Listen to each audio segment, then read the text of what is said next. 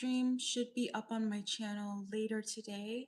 It keeps breaking up and I have to like re-upload it, so you'll see it later. It's privated for now because it was saying I was live and it wasn't letting me join it. So this is going to be part 2. We're going to pick up where we left off if you guys were on the previous one. If you're new and you're just joining, we're talking about creating a career that's aligned, learning to love the work that you do so that your work can be fully integrated into your life and not be this dreadful thing.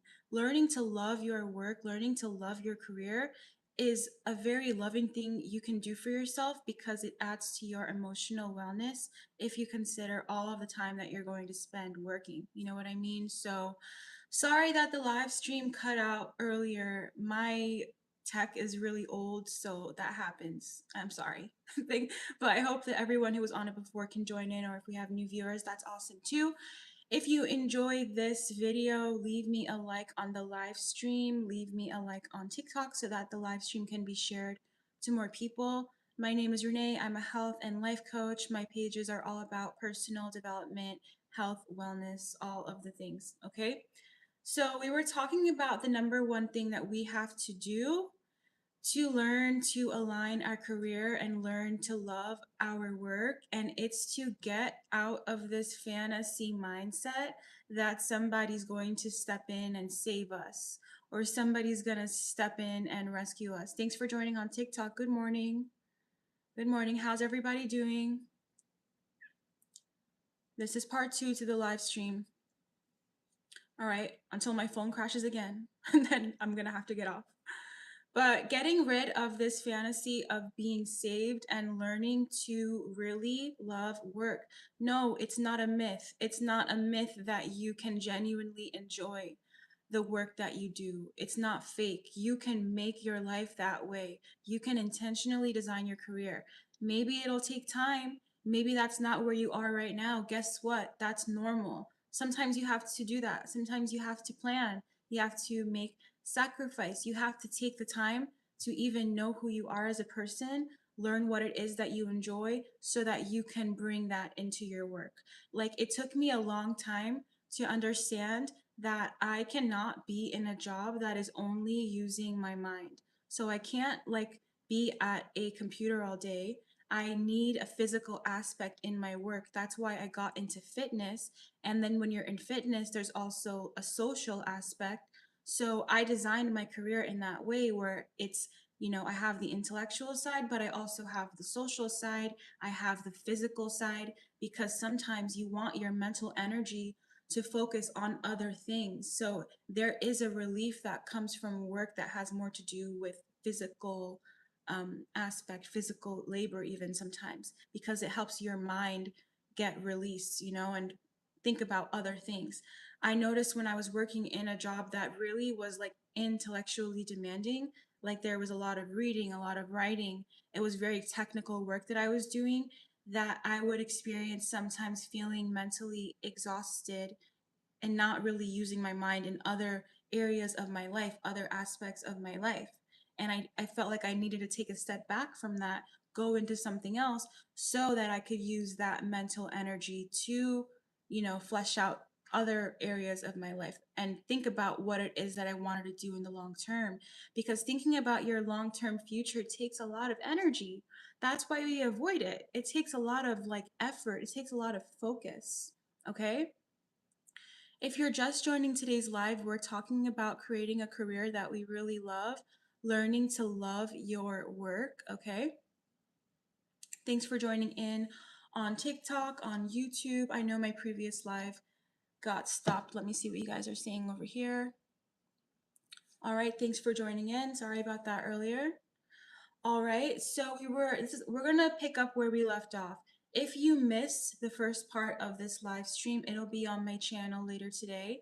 We were talking about building this career that aligns with us. I think we were talking about art and how a lot of the time artists have to do a separate line of work in companionship with their art, right?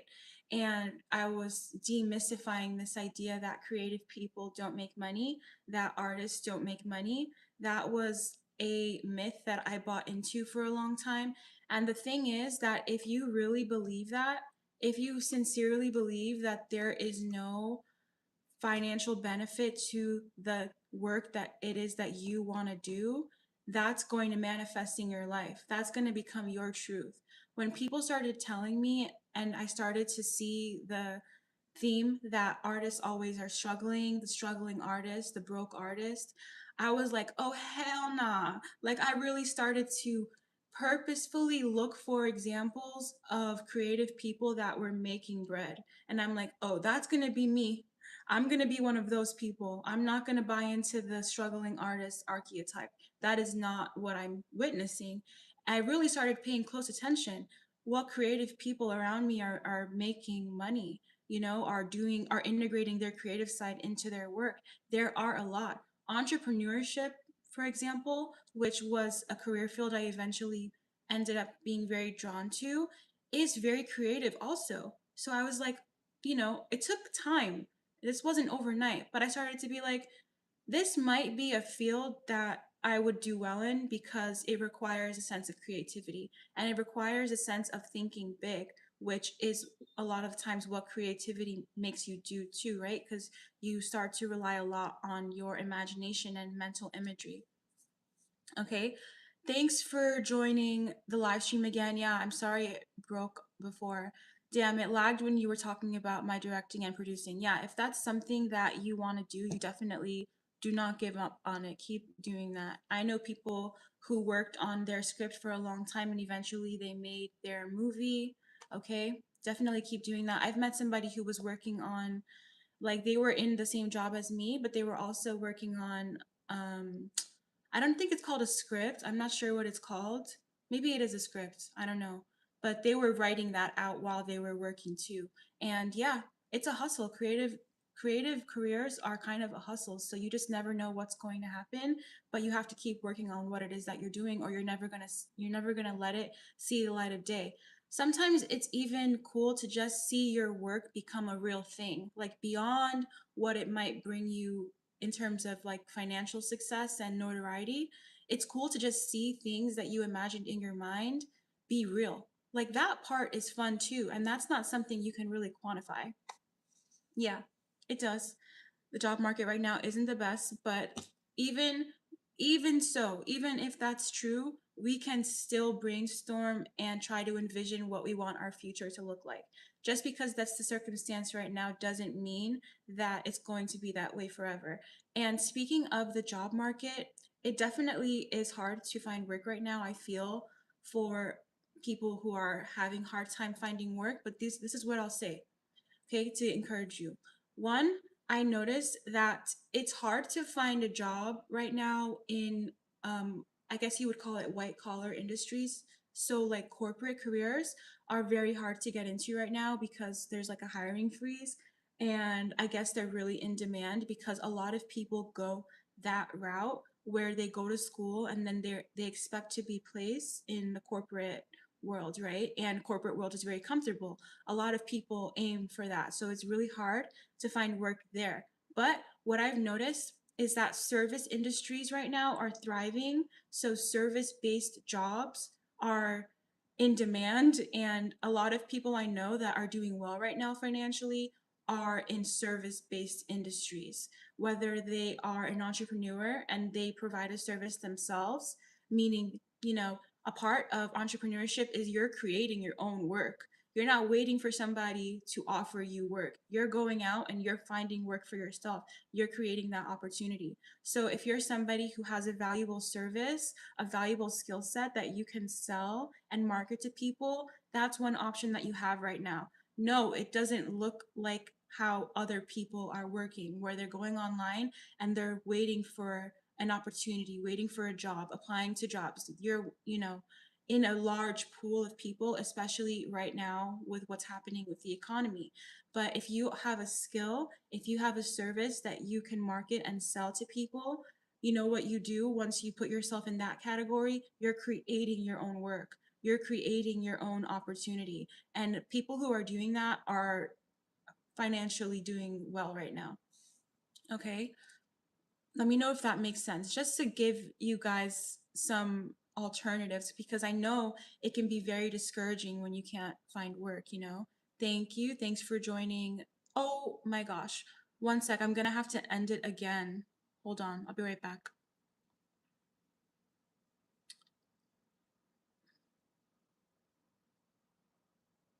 One second, guys. Okay. I'm back. All right. Okay. Gotta go. Time for gym and work. Keep streaming. Thank you. Thanks for joining today's live. Make sure that you're subscribed if you are enjoying today's live stream. I know it keeps breaking up, so I appreciate your patience, but we're talking about learning to love work, aligning your career. Thanks for joining this live again. I know it keeps breaking up. Sorry about that. Bear with me. Make sure that you're subscribed so that you get notified when I go live and you can join it. Okay, so a lot of things that block us to create the career that we really want. Things that block us from loving our work. Number one, fear of failure. We're scared that we're not going to be successful. Okay, if you live in that mode, you're never going to see the fruit of your labor because you won't even get started.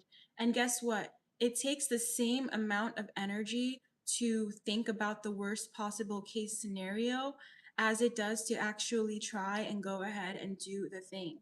So, for example, if you're somebody who wants to get started on social media, maybe you want to start doing content creation, but in your mind, you're going back and forth. You know, you don't know how comfortable you feel on camera, or you're just scared to get started in general for whatever reason it might be for you. You are using the same amount of energy to think that way as it would take to literally get on camera and make your content. The same amount of energy mentally is being used either way. Okay. How should I dress to an online interview? You should dress conservatively. So just make sure you're covered, you look, you know, groomed, just clean cut. That's what I would say. That's good that you have a job interview. Good luck. Okay. Yeah, I sell demos for K-pop, so I get it kinda. Oh, cool. K-pop is huge right now, huh? K-pop is like a whole thing. I haven't gotten into it myself, but I know that that industry is really big right now. Other things that stop us from loving our career, from creating a career that we are really aligned with, is fear of choosing the wrong career. So sometimes we're procrastinating making a decision about what it is that we want to do for work. And that fear of choosing the wrong thing is stopping us from going ahead and choosing something, period. I encourage you to just choose something and go for it, because guess what? The advice that you need to choose one career and stick with it, I'm sorry, that time is done. That time is finished. That advice is kind of outdated. We're living in a different time right now. And being innovative and thinking differently is how you can get ahead. And you do not need to stick with one thing your whole life. You can always choose something else. You can always pivot. So we have to get rid of this fear of choosing the wrong career. There's no such thing as a wrong choice. The wrong choice is to do nothing. Do something. Feel like I'm behind my peers. I have felt that way so many times, and just take some kind of action and focus on your own life. When we start comparing our lives to other people, we're going to feel really behind. I've done this so many times because my career has been like this. It's been up and down, it's been around. I've pivoted so many times. I've gone long periods of time without work, okay? So I completely understand, but the times that I was comparing my career to other people, that's when I started to really get hard on myself, because especially a lot of my peers, and I think it's just the most common thing, that people choose certain career ways. Like nursing is a very popular career in my peer group. You know, doctor, lawyer, engineer, like these kind of careers are what are mostly, you know, respected and kind of encouraged for people to go after because of their stability, their longevity. But guess what? A lot of us aren't going to fit into that box. We're not going to fit into that category. And there was a time when I would look at my peers that were in jobs like that, like, nurse or lawyer, and I'm like, whoa, like I must be doing something wrong because it looks like they have it all together. You know what I mean? But it's not true. I'm just in a different way. I'm in a different pathway. And it brought me into business, brought me into entrepreneurship.